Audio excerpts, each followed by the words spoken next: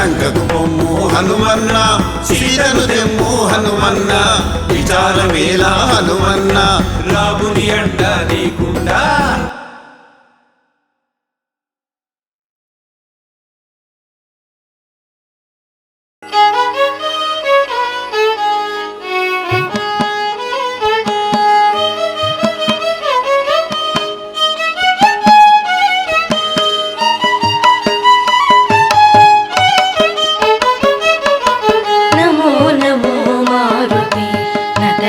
కరుణామతి నమో నమో మారుతి గత జన కరుణామతి నవవిధ వ్యాకరణ శాస్త్ర నైగమాంత ధృతమతి నమో నమో మారుతి గత జన కరుణామతి నవవిధ వ్యాకరణ శాస్త్ర నైగమాంత ధృతమతి నమో నమో మారుతి గత జన కరుణామతి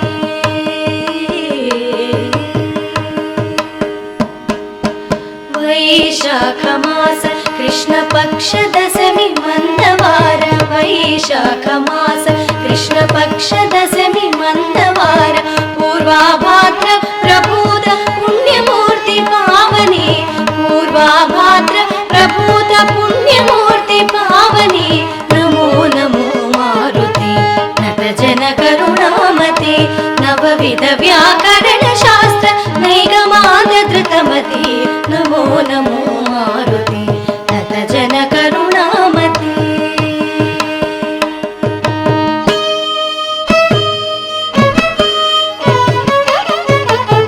కోసలేంద్రదాస సకల కోవిదని మృదు భాషణ రామునంతవాని మనసు రంజిల్లగ చేసెనే కోసలేంద్రదాస సకల కోవిదని మృదు భాషణ రామునంతవాని మనసు రంజిల్లగ చేసెనే రోమ రోమము నిండిన రామ రామ దివ్య నామ రామ రామ రామ రామ రామ రామ రామ రామ రామ రామ రామ రామ రామ రామ రోమ రోమము నిండిన రామ రామ దివ్య నామ సుధారస స్వాదనోల పుణ్యమూర్తి పావని సుధారస స్వాదనోల పుణ్యమూర్తి పావని నమో నమో మారుతి నత జన కరుణామతి నవవిధ వ్యాకరణ శాస్త్ర నైగమాంత ధృతమతి నమో నమో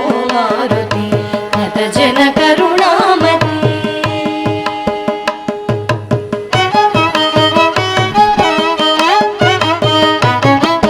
చూచితి సీతమ్మనంచు చూడామణి నిచ్చి రాజ చూడామణి జీవనమే నిలిపిన శుభమారుతి చూచితి సీతమ్మనంచు చూడామణి నిచ్చి రాజ చూడామణి జీవనమే నిలిపిన శుభమారుతి తండ్రి నిను తలచినంత తొలగిపోవు దుఃఖమెల్ల తండ్రి నిను తలచినంత తొలగిపోవు దుఃఖమెల్ల హనుమానతి కొనుమ మొర వినుమ కరుణను కనుమ హనుమానతి కొనుమ మొర వినుమ కరుణను కనుమా నమో నమో మారుతి నత జన కరుణామతి నవవిధ వ్యాకరణ శాస్త్ర నైగమాంత ధృతమతి నమో నమో మారుతి నత జన కరుణామతి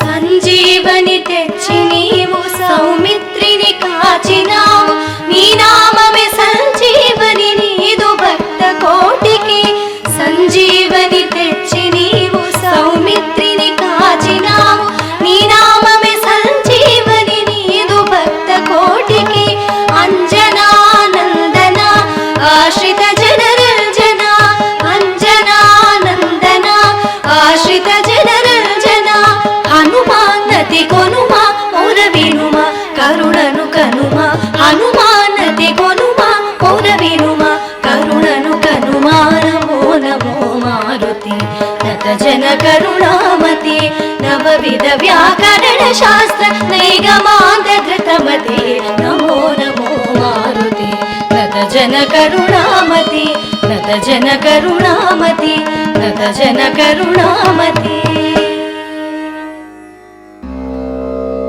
త్వమస్మిన్ కార్యనిర్యోగే ప్రమాణం హరిసప్తమా హనుమాన్యనమస్థాయ దుఃఖక్షయకరో భవ త్వమస్మిన్ కార్యనిర్యోగే ప్రమాణం హరిసప్తమా హనుమాన్యనమస్థాయ దుఃఖక్షయకరో భవ త్వమస్మిన్ కార్యనిర్యోగే ప్రమాణం హరిసప్తమా హనుమాన్యనమస్థాయ దుఃఖక్షయకరో భవ త్వమస్మిన్ కార్యనిర్యోగే ప్రమాణం హరిసప్తమా హనుమాన్యనమస్థాయ దుఃఖక్షయకరో భవ త్వమస్మిన్ కార్యనిర్యోగే ప్రమాణం హరిసప్తమా హనుమాన్యనమస్థాయ దుఃఖక్షయకరో భవ త్వమస్మిన్ కార్యనిర్యోగే ప్రమాణం హరిసప్తమా హనుమాన్యనమస్థాయ దుఃఖక్షయకరో భవ త్వమస్మిన్ కార్యనిర్యోగే ప్రమాణం హరిసప్తమా హనుమాన్యనమస్థాయ దుఃఖక్షయకరో భవ త్వమస్మిన్ కార్యనిర్యోగే ప్రమాణం హరిసప్తమా హనుమాన్యనమస్థాయ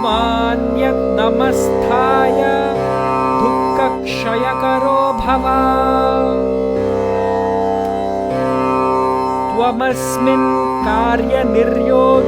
ప్రమాణం హరిసప్తమా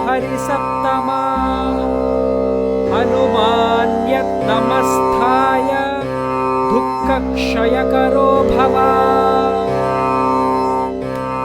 త్వమస్మిన్ కార్యనిర్యోగే ప్రమాణం హరిసప్తమా హనుమాన్యనమస్థాయ దుఃఖక్షయకరో భవ త్వమస్మిన్ కార్యనిర్యోగే ప్రమాణం హరిసప్తమా హనుమాన్యనమస్థాయ దుఃఖక్షయకరో భవ త్వమస్మిన్ కార్యనిర్యోగే ప్రమాణం హరిసప్తమా హనుమాన్యనమస్థాయ దుఃఖక్షయకరో భవ త్వమస్మిన్ కార్యనిర్యోగే ప్రమాణం హరిసప్తమా హనుమాన్యనమస్థాయ దుఃఖక్షయకరో భవ త్వమస్మిన్ కార్యనిర్యోగే ప్రమాణం హరిసప్తమా హనుమాన్యనమస్థాయ దుఃఖక్షయకరో భవ త్వమస్మిన్ కార్యనిర్యోగే ప్రమాణం హరిసప్తమా హనుమాన్యనమస్థాయ దుఃఖక్షయకరో భవ త్వమస్మిన్ కార్యనిర్యోగే ప్రమాణం హరిసప్తమా హనుమాన్యనమస్థాయ దుఃఖక్షయకరో భవ త్వమస్మిన్ కార్యనిర్యోగే ప్రమాణం హరిసప్తమా హనుమాన్యనమస్థాయ దుఃఖక్షయకరో భవ ॐ श्री आञ्जनेयाय नमः। ॐ महावीराय नमः। ॐ हनुमते नमः। ॐ सीतादेवी मुद्राप्रदायकाय नमः। ॐ मारुतात्मजाय नमः। ॐ तत्त्वज्ञानप्रदाय नमः। ॐ अशोकवनिकाक्षेत्रे नमः। ॐ सर्वबन्धविमोक्त्रे नमः। ॐ रक्षोविध्वंसकारकाय नमः। ॐ परविद्वप नमः। ॐ परशौर्यविनाशनाय नमः। ॐ परमन्त्रनिराकर्त्रे नमः। ॐ परमन्त्रप्रभेवकाय नमः। ॐ सर्वग्रहविनाशिने नमः। ॐ भीमसेनसहायकृते नमः। ॐ सर्वदुःखहराय नमः। ॐ सर्वलोकचारिणे नमः। ॐ मनोजवाय नमः। ॐ पारिजातध्रुममूलस्थाय नमः। ॐ सर्वमन्त्रस्वरूपवते नमः। ॐ सर्वयन्त्रात्मकाय नमः। ॐ सर्वतन्त्रस्वरूपिणे नमः। ॐ कपीश्वराय नमः। ॐ महाकायाय नमः। ॐ सर्वरोगहराय नमः। ॐ प्रभवे नमः। ॐ बलसिद्धिकराय नमः। ॐ सर्वविद्यासम्पत्प्रवायकाय नमः। ॐ कपिसेनानायकाय नमः। ॐ भविष्यच्चतुराननाय नमः। ॐ कुमारब्रह्मचारिणे नमः। ॐ रत्नकुण्डलदीप्तिमते नमः। ॐ चञ्चलद्वालसन्नधलम्बवानशिखोज्ज्वलाय नमः। ॐ गन्ध्वविद्यातत्त्वज्ञाय नमः। ॐ महाबलपराक्रमाय नमः। ॐ कारागृहविमोक्त्रे नमः। ॐ शृङ्खलबन्धविमोचनाय नमः। ॐ सागरोत्तारकाय नमः। ॐ प्राज्ञाय नमः। ॐ रामदूताय नमः। ॐ प्रतापवते नमः। ॐ वानराय नमः। ॐ केसरिसुताय नमः। ॐ सीताशोकनिवारणाय नमः। ॐ अञ्जनागर्भसम्भूताय नमः। ॐ बालर्कसदृशायनाय नमः। ॐ विभीषणप्रियकराय नमः। ॐ दशग्रीवकुलान्तकाय नमः। ॐ लक्ष्मणप्राणदात्रे नमः। ॐ वक्रकायाय नमः।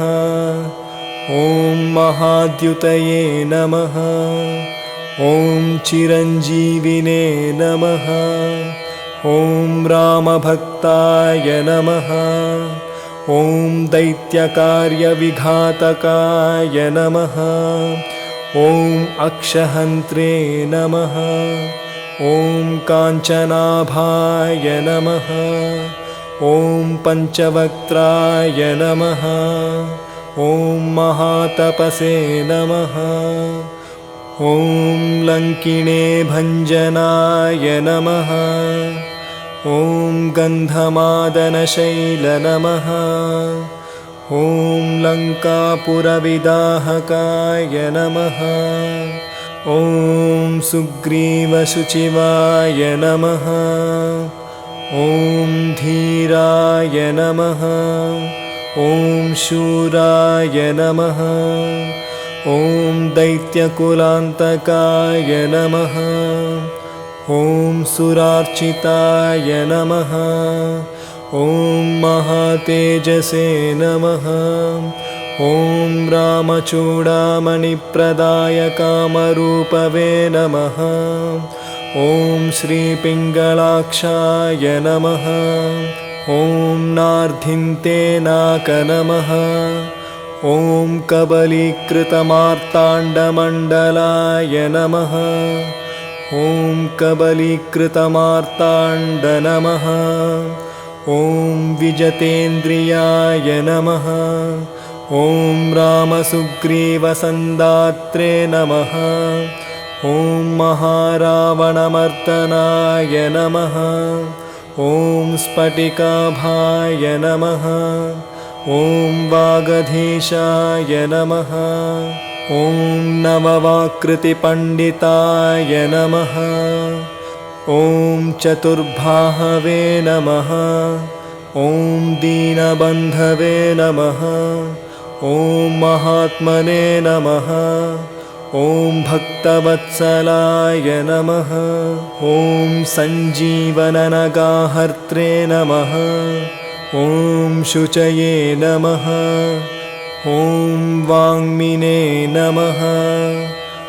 ॐ दृढव्रताय नमः। ॐ कालनेमिप्रमथनाय नमः। ॐ हरिमर्कटमर्कटाय नमः। ॐ दान्ताय नमः। ॐ शान्ताय नमः। ॐ प्रसन्नात्मने नमः। ॐ शतकण्ठमदावहृते नमः। ॐ योगिने नमः। ॐ रामकथालोलाय नमः। ॐ सीतान्वेषणपण्डिताय नमः। ॐ वज्रनखाय नमः। ॐ रुद्रवीर्यसमुद्भवाय नमः। ॐ इन्द्रजित्स्पृहितामोघब्रह्मस्रविनिवारकाय नमः। ॐ पार्थध्वजाग्रसंवासिने नमः। ॐ शरपञ्जरभेदकाय नमः। ॐ दशबाहवे नमः। ॐ लोकपूज्याय नमः। ॐ जाम्वत्प्रुतिवर्धनाय नमः। ॐ सीतसवेतश्रीरामपादसेवदुरन्धराय नमः। ॐ सीतसवेतश्रीरामपादसेवादुरन्धराय नमः।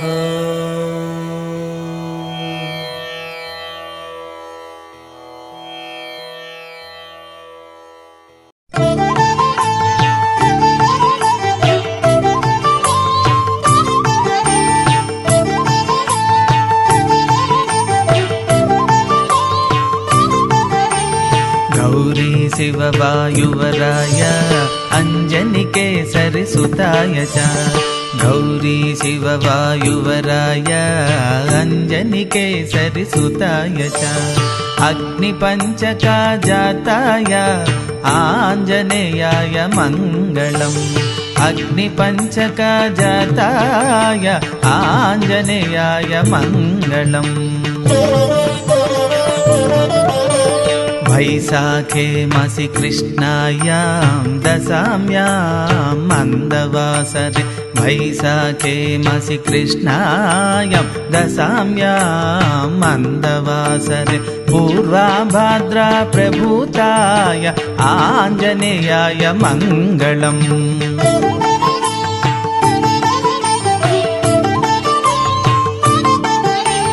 पञ्चाननाय भीमाय कालनेमिहराय च पञ्चाननाय भीमाय कालनेमिहराय च कौण्डिन्यगोत्रजाताय आञ्जनेयाय मङ्गलम्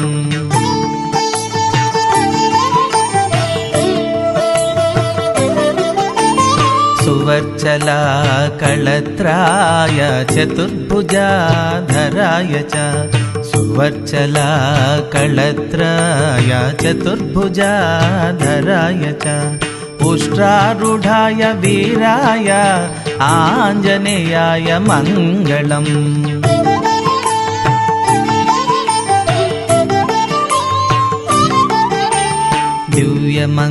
दिव्यमङ्गलादेहाय पीताम्बरधराय च दिव्यमङ्गलादेहाय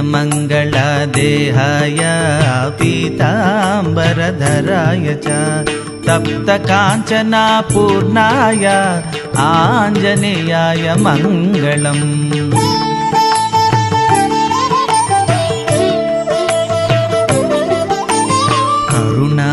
करुणारसवर्णाय फलापुपप्रयाय च करुणारसवर्णाय फलापुपप्रयाय च माणिक्यहारकण्ठाय आञ्जनेयाय मङ्गलम्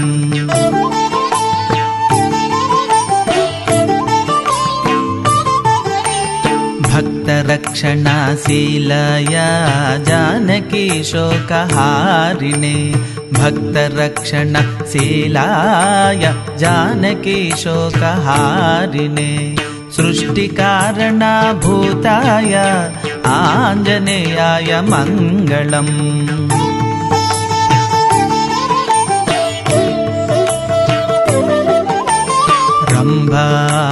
रम्भावनविहाराय गन्धमादनावासिने रम्भावनविहाराय गन्धमादनावासिने सर्वलोकैकनाथाय आञ्जनेयाय मङ्गलम् सर्वलोकैकनाथाय